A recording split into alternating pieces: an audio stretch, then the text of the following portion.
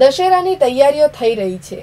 પાપ પર પુણ્યના વિજય સમાન રાવણને સળગાવીને જીતની ખુશીની ઉજવણી કરવામાં આવશે। આ ઉજવણીમાં લોકો ફાફડા અને જલેબીની જાયફત ઉડાવશે। પરંતુ શું તમે જાણો છો કે તમે શું ખાઈ રહ્યા છો? દશેરા નિમિત્તે જે ફાફડા અને જલેબી બનાવવામાં આવે છે, જે 2 થી 3 દિવસ પહેલા જ બનાવવામાં આવે છે, અને આ વાનગીઓમાં ઈસ્ટ અને અમુક પ્રકારના અખાદ્ય મટીરિયલનો ઉપયોગ કરવામાં આવે છે, જેનાથી અમુક પ્રકારની શારીરિક તકલીફો થઈ શકે છે। શું કહે છે ડોક્ટરો આવી મીઠાઈઓ માટે?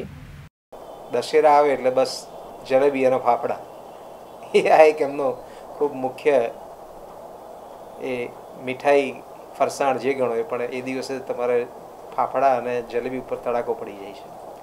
હવે હકીકતમાં એવી પરિસ્થિતિ છે કે અત્યારે જે સિઝન છે એ સિઝન પ્રમાણે આ બંને વસ્તુઓના કારણે એસિડિટી એટલે કે પિત્તનું જે વધવાની પૂરા ચાન્સ છે। કારણ કે જે જલેબીની જે બનાવટ છે એમાં પણ આથો એટલે કે ઈસ્ટનો ઉપયોગ કરીને આથો લાવી અને એ જલેબી બનાવવામાં આવતી હોય છે, અને સાથે સાથે જે ફાફડા છે એમાં પણ સોડા બાય કાર્બ નાખી અને એ કરવામાં આવે છે। અનફોર્ચ્યુનેટલી ઘણી જગ્યાએ એવું સાંભળવા મળે છે કે જે ધોવાના સોડાની જગ્યાએ ખાવાના સોડાની જગ્યાએ ઘણીવાર ધોવાનો સોડા પણ ઉપયોગમાં લેવાતો જણાય છે, કારણ કે એ કિંમતમાં ઘણો સસ્તો હોય છે।